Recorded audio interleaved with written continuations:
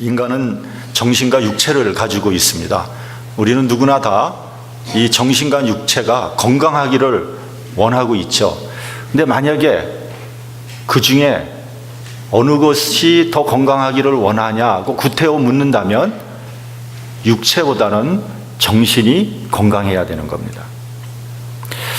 정신은 건강한데 육체가 좀 불편한 것은 참을 수 있지만, 육체는 건강한데 정신이 황폐해진 사람, 이런 사람을 어찌하면 좋을지 모르죠. 육체는 건강해서 힘이 넘치지만 정신이 황폐해져서 온갖 나쁜 짓을 다 하고 다니는 사람이 있다면 이런 사람을 어떻게 하면 좋겠습니까? 성경을 보면 귀신이 들려서 무덤가에 있는 사람이 있었습니다. 이 사람은 쇠사슬로도 제어할 수가 없는 그런 사람이 있었어요. 이런 사람을 어떻게 해야 될까요? 예수께서 이 사람의 귀신을 내쫓으면서 이 사람도 치유해 주셨죠. 우리 예수님을 믿는 사람들은요, 한 걸음 더 나아가서 영적인 건강이 무엇보다도 중요하다는 것을 알고 있습니다. 그러니까 인간은요, 영이 정신을 지배하고요, 정신이 우리의 육체를 지배하게 되는 겁니다.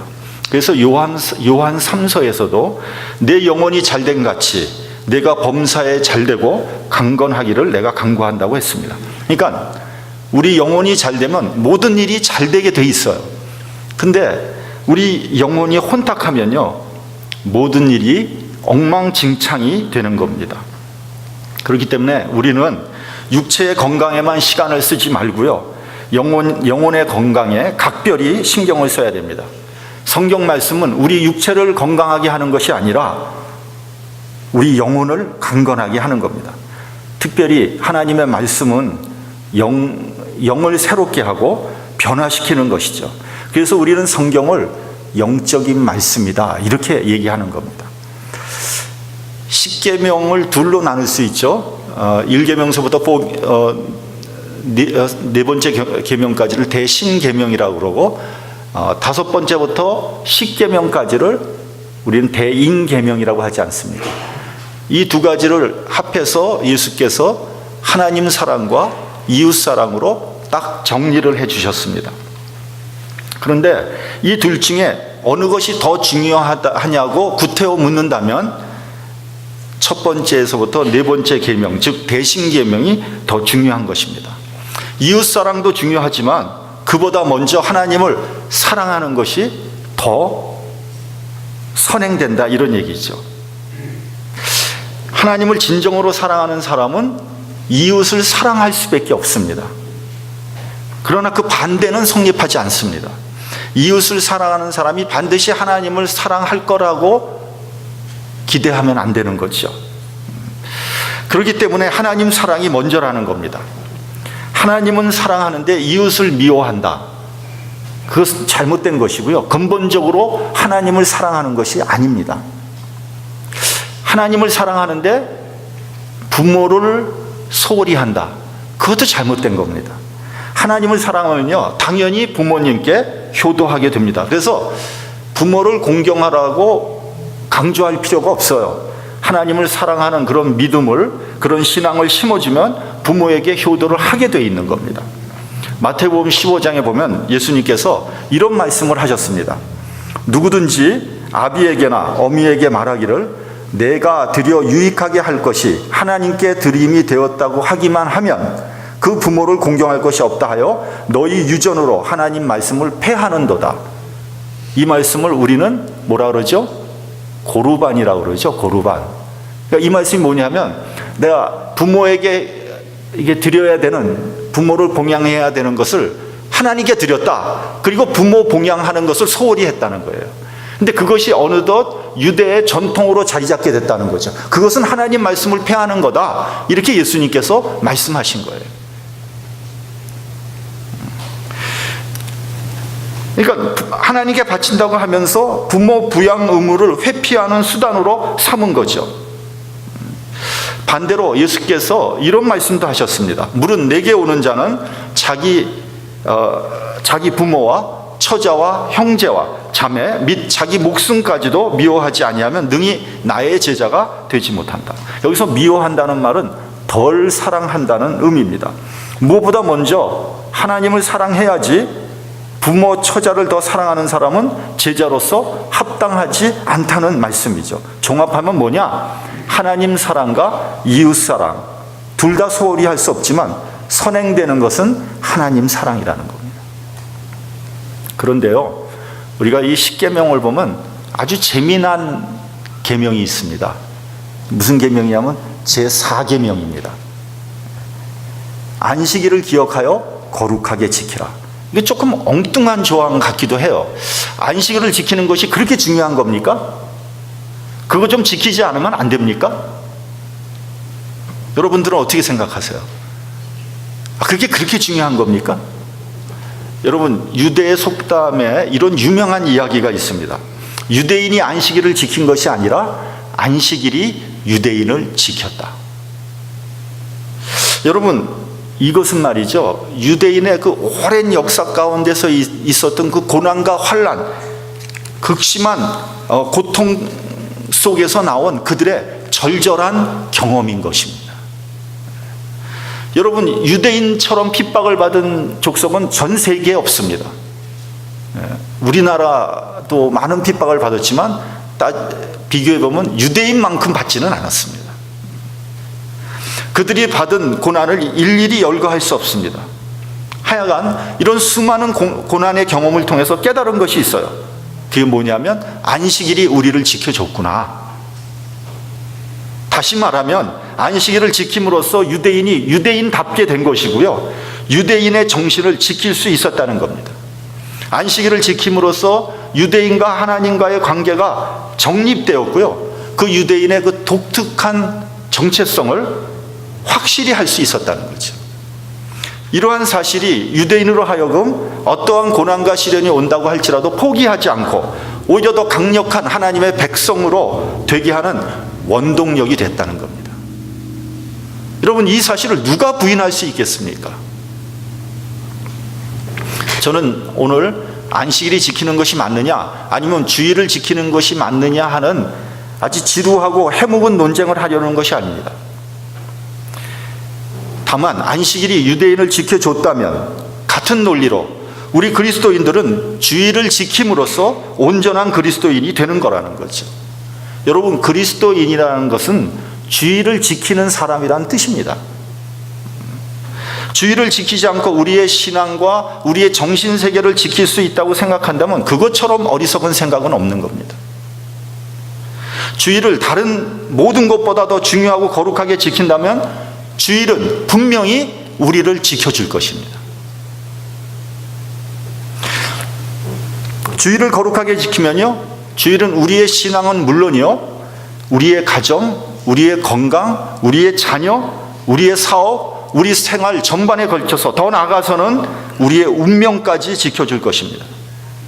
반대로 그리스도인이 주일을 제대로 지키지 않는다면 그리스도인도 아니고요, 세상에도 끼지 못하는 어정쩡한 박쥐와 같은 그런 인간이 될 것입니다. 그런 상태를 예수님은 이렇게 표현했습니다. 소금이 만일 그 맛을 잃어버린다면 무엇으로 짜게 하리요? 땅에도 거름에도 쓸데없어 내어 버리느니라. 그런 그리스도인들은 아무짝에도 쓸모없는 인간이라는 것을 우리에게 알려주는 말씀 아니겠습니까? 그렇다면 여러분, 안식일의 원리에 대해서 한번 생각을 해보기를 원합니다. 첫째는 휴식입니다. 하나님께서 천지를 창조하시고요, 7째 날 되는 날에 하나님께서 쉬셨습니다. 그래서 안식일입니다. 여러분, 설마 하나님께서 피곤하셔서 쉬셨겠습니까? 원래 하나님은 쉬지도 않으시고요, 졸지도 않으시는 분이라고 말씀하고 있죠. 그러므로 안식일을 허락한 것은 우리 인간 때문입니다. 그래서 예수께서 안식일은 사람을 위해서 있는 것이라고 했으며 인자는 그 안식일의 주인이라고 말씀하셨습니다. 그래서 여러분, 인간은요 6일 동안 일하고 나서 반드시 하루를 쉬어야 됩니다. 그것이 인간의 생체 리듬입니다. 그렇게 하나님께서 만들어 놓으신 거예요. 그래서 이것이 창조의 원리라고 하는 겁니다. 만약에 쉬지 않고 일을 계속한다면 어떤 일이 일어나겠습니까? 첫째는 건강을 상하게 될 것입니다. 두 번째는 정신적으로 황폐하게 될 것입니다. 결국은 영적으로 완전히 죽어버리게 될 것입니다. 가끔 우리 이민자들 가운데서 쉬지 않고 일하는 사람들이 있습니다. 그래서 이제 물어봅니다. 왜 그렇게 일을 합니까? 돈 벌어야죠. 그렇게 대답을 합니다. 그리고 얼굴을 보면 얼굴이 누렇게 떠 있어요. 돈을 좀 모아서 쉴만 하면은요, 이미 몸에 깊이 병이 들어 있습니다. 그래서 모은 돈을 가지고 그 병 치료하느라고 다 쓰고 말아요. 이것처럼 어리석은 일이 어디 있겠습니까?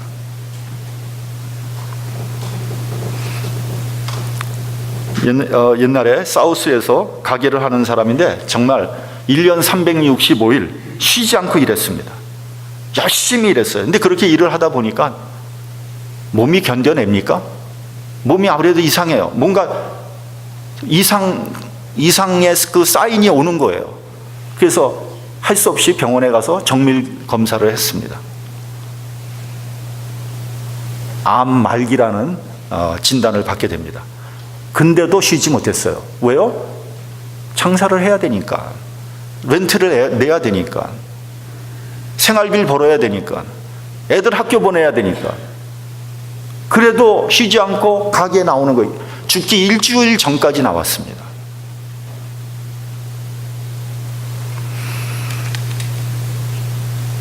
얼마나 불쌍한 인생입니까? 아무리 바빠도요, 쉴 때는 쉬어야 됩니다. 아무리 급해도 주일은 최우선적으로 지켜야 됩니다. 누구를 위해서요? 나 자신을 위해서. 쉬는 것도 훈련이에요. 둘째, 안식일은 새롭게 되는 날입니다. 영어로 리프레시먼트입니다. 지친 몸에 새로운 힘과 능력을 공급하는 겁니다. 여러분, 너무 피곤하면요, 좋은 아이디어가 떠오르지 않습니다. 근데 쉬는 게 몸만 쉬는 것이 아니라 우리 영혼까지 함께 쉬는 겁니다. 아마 여러분들도 그런 경험이 있었을 겁니다. 몸이 굉장히 피곤해요. 그래서 쉬어요. 근데 피곤이 안 풀려. 쉬었는데 더 피곤해. 왜 그런지 아세요? 우리 정신과 영이 함께 쉬지 못했기 때문에 그런 겁니다. 우리 정신과 영이 쉬는 것이 뭐냐? 그냥 가만히 드러나서 잠자는 게 정신과 영이 쉬는 게 아니고요, 하나님 앞에 예배 드리는 거예요. 하나님께 영광을 돌리는 거예요. 하나님으로부터 영적인 능력을 다시 재공급받는 겁니다. 예를 한번 들어보겠습니다. 어떤 사람이 자기 사장과 함께, 자기 사장 가족과 함께 여행을 갔어요. 그래서 뭐 가장 좋은데 아주 그냥 1, 2 호텔에서 잘 먹고 잘 쉬었어요. 근데 피곤이 하나도 풀리지 않아요. 왜요?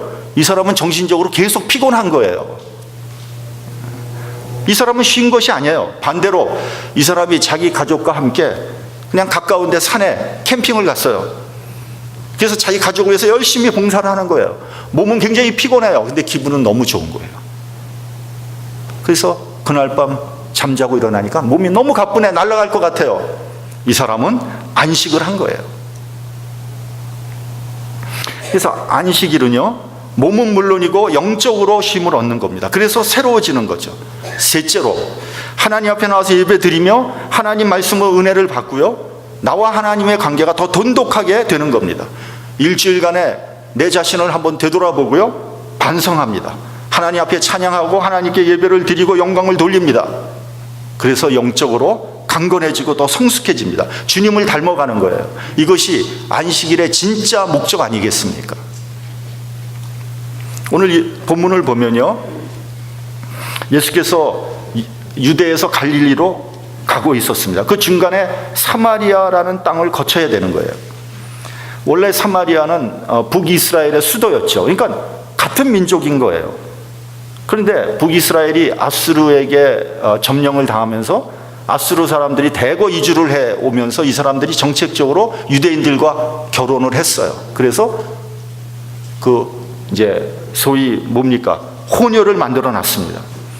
피의 순수성을 중요하게 생각했던 유대인들은 그 이후부터 사마리아 사람들하고 상종을 하지 않았습니다.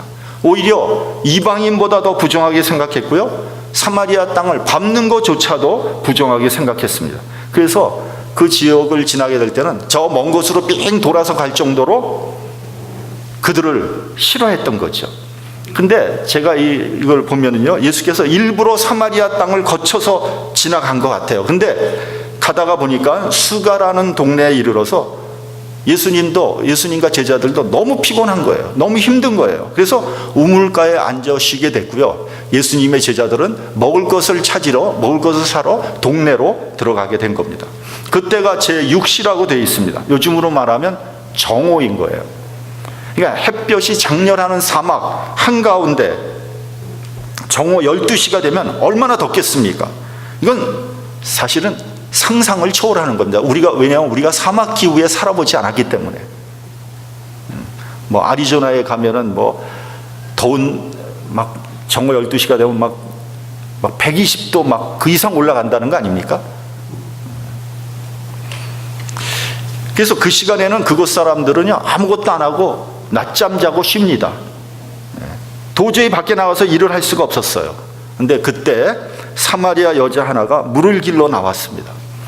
보통 옛날에 우물가에는 아낙네들이 모여서 서로 수다를 하면서 스트레스를 푸는 장소인데, 이 여자는 아무도 없는 그런 시간에 나와서 물을 깃고 있었던 겁니다. 왜냐하면 이 여자의 행실이 대단히 나쁜 그런 여자였거든요. 남편을 5이나 갈아치웠으며 지금 같이 살고 있는 남자도 자기의 남편이 아니었어요. 그런 여자한테 예수께서 물 좀 달라고 그렇게 부탁을 합니다. 그러니까 여자가, 당신은 보아하니까 유대인인 것 같은데 왜 사마리아 여자인 나에게 물을 달라고 하십니까? 굉장히 당돌하죠. 도전적입니다. 거절합니다. 물을 선선히 줄 여자가 아니에요. 보통 내기가 아닙니다. 그러자 예수께서, 네가 만일 내가 누구인 줄 알았더라면 네가 그에게 구하였을 것이요 그가 생수를 내게 주었으리라, 이렇게 말씀하십니다. 그러니까 여자가 뭐라 그러느냐면, 두레박도 없고 이 우물도 깊은데 어디서 생수를 얻겠습니까? 이건 뭐냐면 비꼬는 말입니다. 그러니까 예수께서 다시 말씀하십니다. 이 물을 먹는 자마다 다시 목마르려니와 내가 주는 물을 먹는 자는 영원히 목마르지 아니하리라. 그러자 이 여자가 이렇게 말합니다. 그런 물을 내게 주사 목마르지 않고 다시 물 길러 오지 않도록 해 주시옵소서.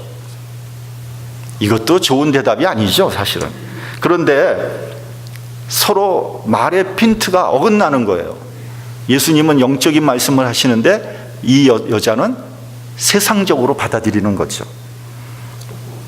육신적으로 받아들이는 겁니다. 그러자 예수께서 그 여자의 과거와 남편에 대한 부끄러운 비밀을 말합니다. 이 여자가 마음속에만 간직하고 있고 누구에게도 얘기하기 싫은 그 비밀을 예수께서 말씀을 하시는 거예요. 그리고 당신이 그리스도라는 사실을 알려줍니다. 이 여자가 그 주님의 말씀을 받아들이고 물동이를 버려두고 동네로 가서 그리스도를 만났다고 전합니다. 본문 29절을 보면 이렇게 돼 있죠. 와보라, 이는 그리스도가 아니냐. 극적인 반전입니다. 이렇게 예수께서 사마리아 여인과 열심히 말씀을 전하고 있는데 동네로 음식을 구하러 갔던 제자들이 돌아옵니다. 그리고 음식을 권합니다. 그때 예수께서 본문 32절에서 이런 말씀을 하십니다. 내게는 너희가 알지 못하는 먹을 양식이 있느니라. 제자들이 어리둥절한 거죠. 도대체 누가 주님께 음식을 갖다 드렸단 말인가? 이곳에는 주님과 사마리아 저 여인밖에 없었는데. 이 본문 34절 같이 봉독하겠습니다. 자, 시작. 예수께서 이르시되 나의 양식은 나를 보내신 이의 뜻을 행하며 그의 일을 온전히 이루는 이것이니라. 나의 양식은 나를 보내신 이의 뜻을 행하는 것이다. 이 말씀은 우리가 육체를 가지고 있을 뿐만 아니라 우리가 영적인 존재라는 사실을 확실하게 우리에게 알려주시는 말씀입니다. 여러분, 인간은 먹어야 삽니다. 한번 며칠 굶어 보십시오. 눈앞에 보이는 거 먹는 거밖에 보이지 않습니다. 이제 곧 성금요일이 다가옵니다만 우리가 성금요일이 되면 우리 교회에서 일일 금식을 실시하지 않습니까? 그러니까 하루 종일 굶고 예배드리고 성찬을 하게 됩니다.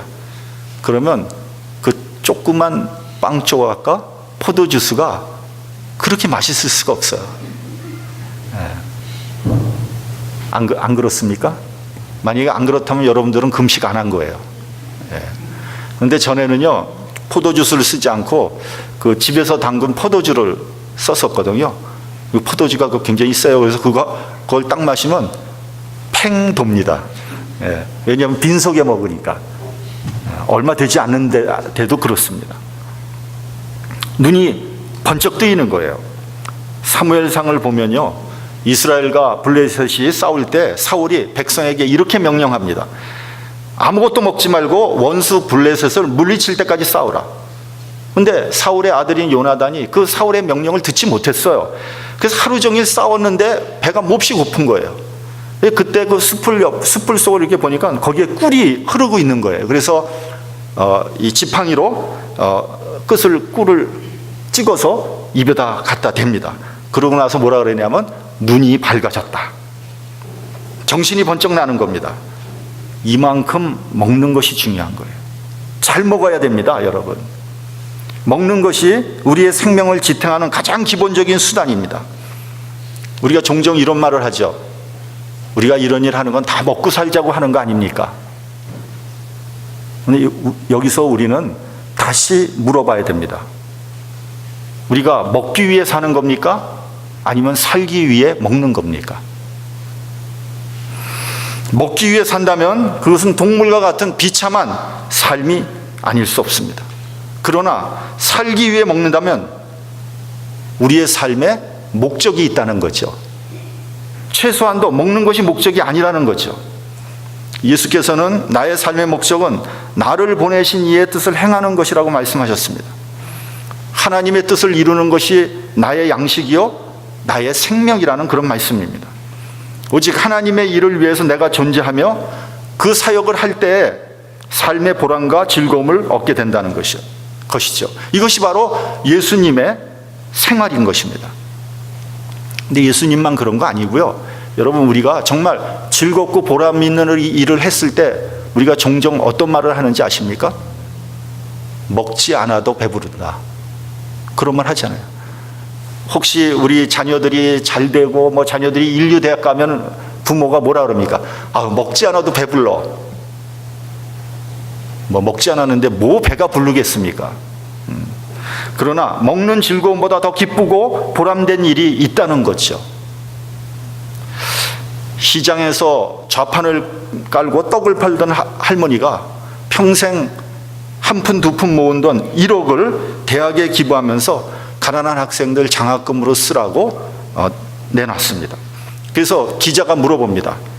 아니, 할머니, 그 큰 돈을 할머니께서 정말 평생을 모은 돈을 장학금으로 내놓은 이유가 뭡니까? 할머니가 이렇게 대답합니다. 나는 난 놓고 기억자도 모릅니다. 나는 학교 문턱에도 가보지 못했습니다. 그것이 한이 됐습니다.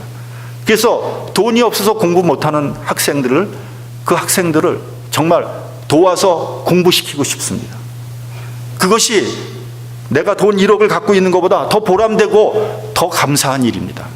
그 일로 써주십시오. 그 할머니에게는요, 돈 1억보다 더 기쁜 일이 있는 거예요. 더 하고 싶은 일이 있는 거 아니겠습니까?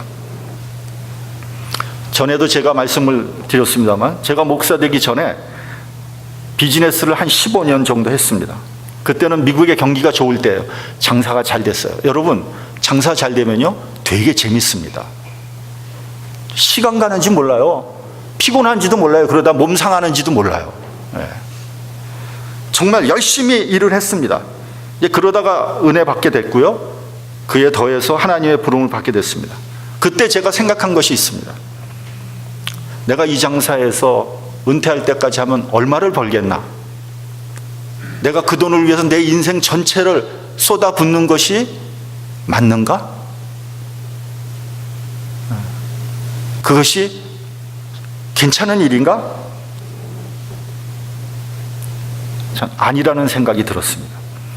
마가복음을 보면요, 사람이 만일 온 천하를 얻고도 제 목숨을 잃으면 무엇이 유익하리요? 이렇게 되어 있습니다.